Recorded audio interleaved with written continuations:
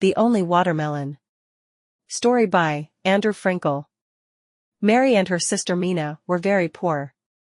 They lived in a small town, and everyone knew they were poor.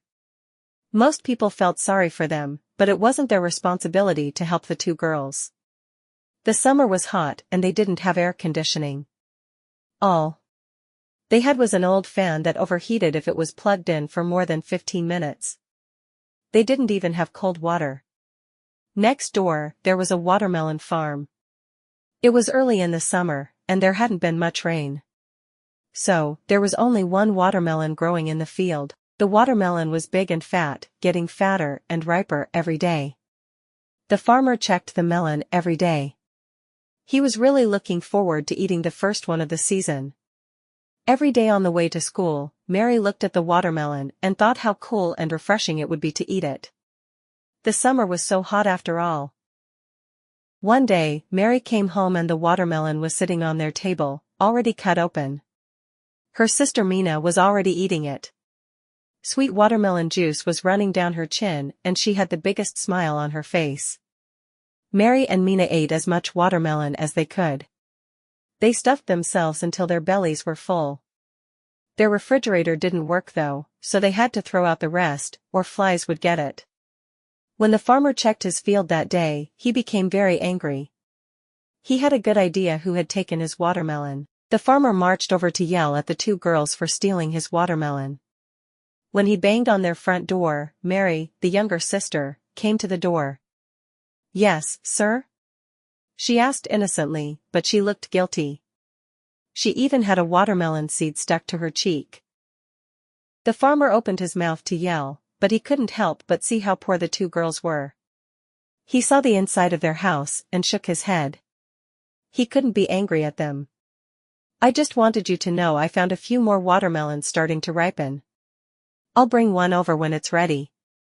"Really? Thanks," Mary replied.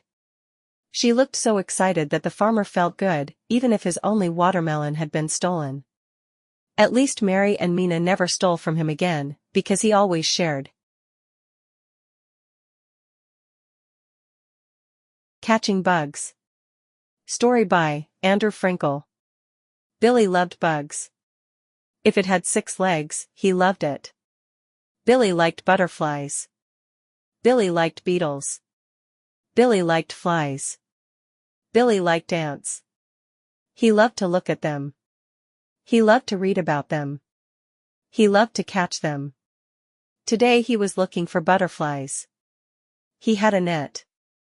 He ran through his backyard. He looked by the flowers. He looked by the trees. Where were the butterflies?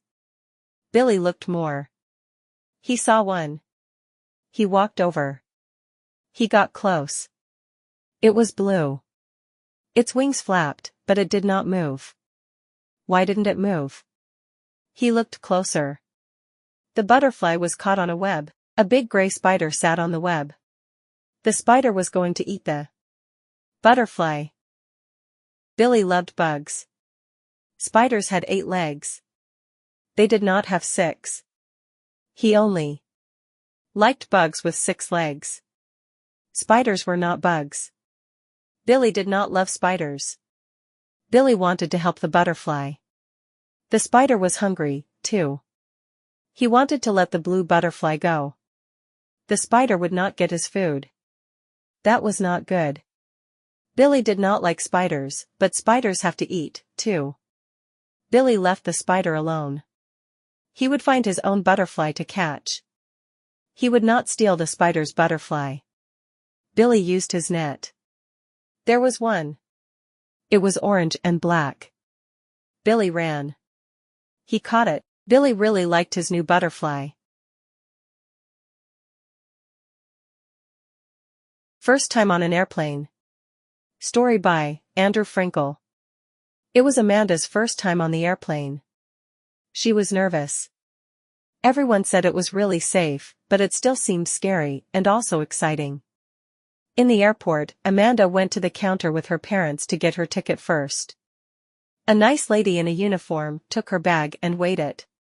Then they went through the security check. It was supposed to be like an X-ray at the doctor's office. Her bag had to get checked, also. Men that looked like policemen smiled at her as she walked through the machine. Then she got to get her stuff back. After that, they had a long walk down a hall to find their gate. It seemed more like a door than a gate, though.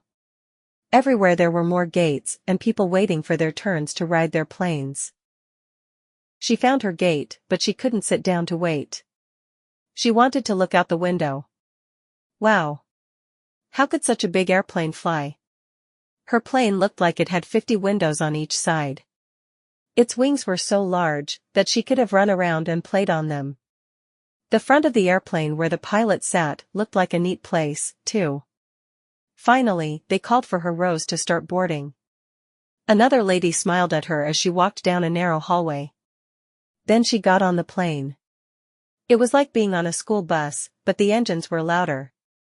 She found her seat number and buckled in. Dad helped her with her bag, which had to go in the cabinets above her. 15 minutes later, the airplane began to roll backward.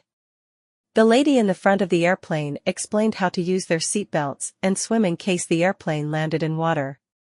That made her a little nervous, but her mom just patted her head and said, "Don't worry." When the plane took off, it was like being on a roller coaster. She felt her stomach drop and she was pushed back into her chair. It only took a few minutes before the feeling went away. Then they were flying straight on to their destination. There were movies, snacks, and naps on the way. She nearly missed the landing because she was so tired. Afterward, she yawned and walked out in a new airport, where she got to get her bags back, finally. Her teddy bear was still inside. She wondered if he'd enjoyed the ride. The airplane ride was pretty fun, but best of all, Grandpa and Grandma were waiting outside to pick them up.